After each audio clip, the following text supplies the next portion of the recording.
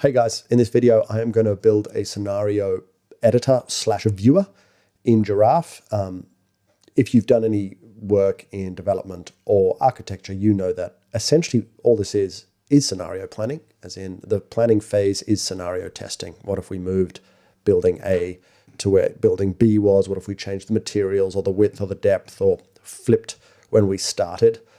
This is true whether you're looking at a site or whether you're working for an owner, a university or a health agency or a school's infrastructure board, or a government, an airport.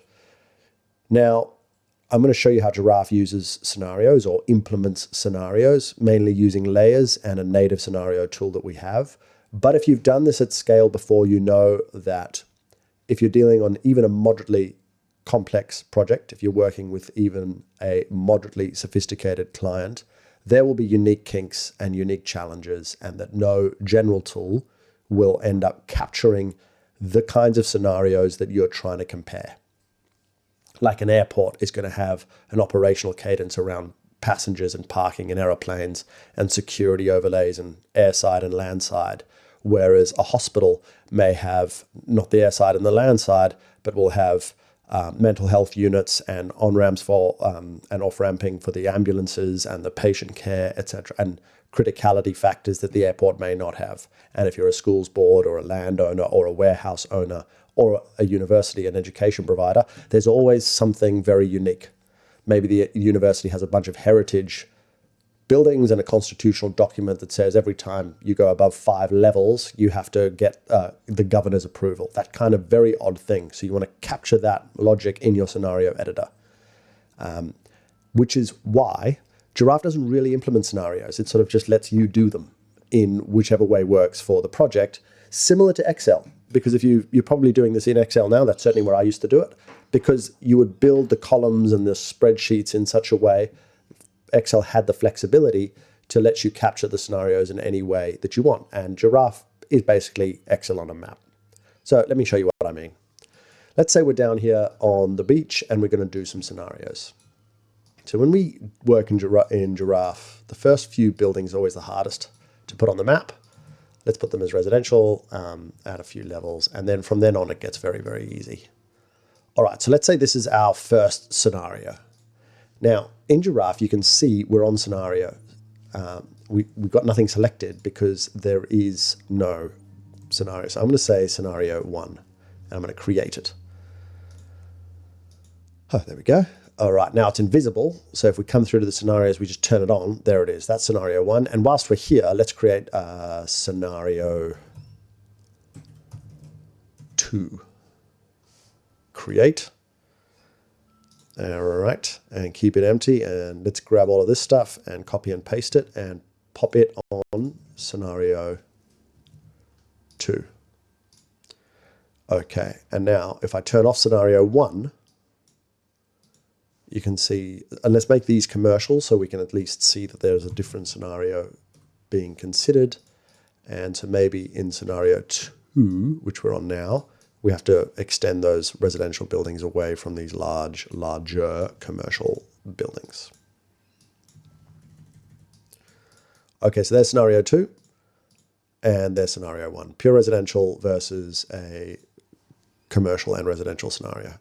And we've implemented this using the Giraffe scenario editor. Now, what I want to do, and this is cool because if you come to analytics and you just bring in some analytics, you can group by scenario now. And so you can see scenario 1 and scenario 2. So that's good. It's sort of out there. You can see what's going on. The other way that we've often done this is moved all of this on scenario 2 onto a new layer called 2 or scenario 2. And then if we turn on scenario 1 and grab all of these guys, we can pop them on a layer called scenario 1. And now we have a layer called 1, a layer called 2, and a scenario called scenario 1, and a scenario called scenario 2. And for any given geometry, if you click on the JSON, you'll see that it's got a scenario which hashes across through to a scenario here. There's an ID. So if I click edit the scenario, there's that ID, TUW, but it's also on layer ID 1. So this scenario 1 and layer ID 1 both point to the same things. So 1 and the scenario. Now, the reason we hash the scenario is because this can have a description and a color and a whole bunch of extra metadata, so you can't store the entire scenario on the geometry. You just store the hash that hashes back to, it's like an ID that hashes back to that scenario. And we can also do this differently. And so what I'm going to do is I'm going to add a, what's another name for scenario? Maybe options. We can just create an option and create a select. And this is just a raw property that's going to sit in this project. And there's going to be an option 1, or an option 1 and an option 2. And I've added that to all of them, and the base option will be 1. And so now if I click on this geometry, it's on option 1, it's on scenario 1, and it's on layer 1. And if we turn this off and do this, we'll see that all of these have defaulted to, well, let's just add option.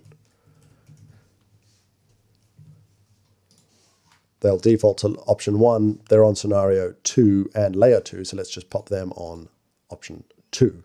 So now we have layer 2, scenario 2, and option 2.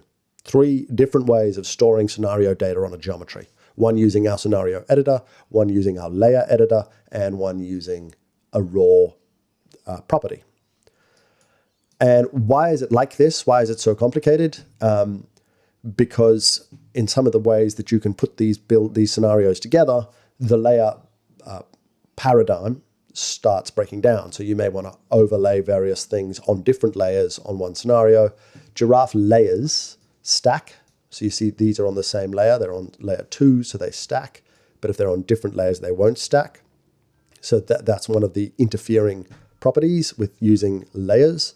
And scenarios, you can obviously have many, and different buildings can be on more than one scenario. So in Giraffe, every element is on a single layer. It can't be on less than one layer, and it can't be on more than one layer.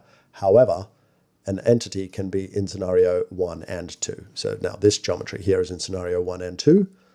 And so if we hide scenario 2 and we show scenario 1, you'll see it's in both.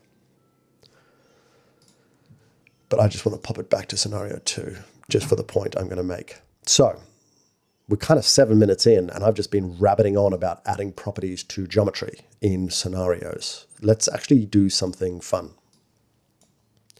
All right, I've been iterating on this app that writes apps. It's very fun. So a thing that I've added is the ability to give the prompt a picture of the project state. So before it starts writing, it's going to see everything in the project state. I've also changed some of the APIs we can hit. So we can hit Sonnet, Haiku, Kimi 2.5.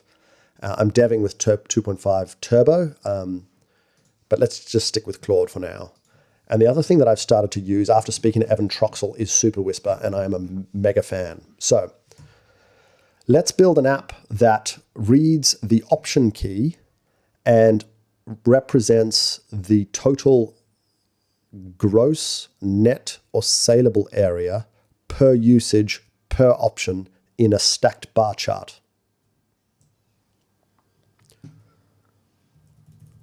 All right, the option key, each baked section, and send. Okay, so that's come back, one hit, and we have area analysis by usage and option, and that's all hooked up live. Now, the app has misinterpreted my desire, so it's showing gross, net, and saleable on stacked, and you can see this is option 2, and this is option 1, and that is option 2. So the commercial usages are shown in 2 different stacked bars. So let's say this. Do a drop down to show the chart by gross, net, or saleable. Also stack by usage. So each option is a different column, and each usage is a different color on that column.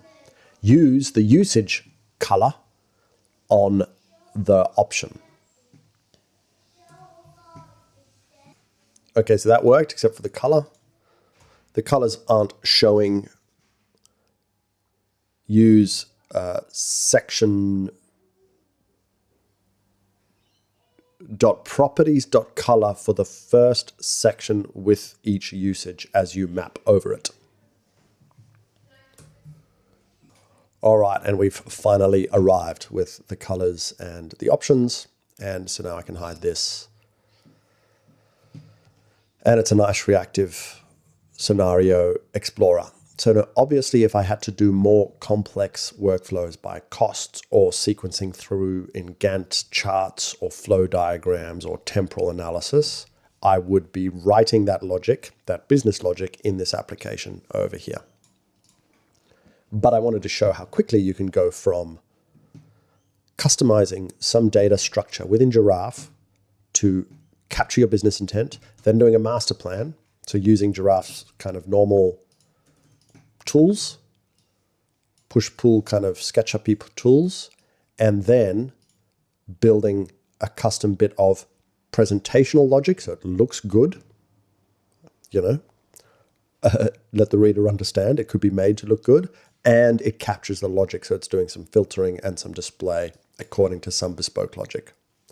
And that logic will probably not be dictated by the Giraffe platform. It'll probably, because Giraffe platform is just a JSON editor, it will very tightly fit to your problem. So if it's a university problem, it should be university-shaped data. And if it's a oil pipeline problem, it'll be oil pipeline-shaped data. And that's what makes Giraffe so profoundly powerful across multiple sectors or problems or sites.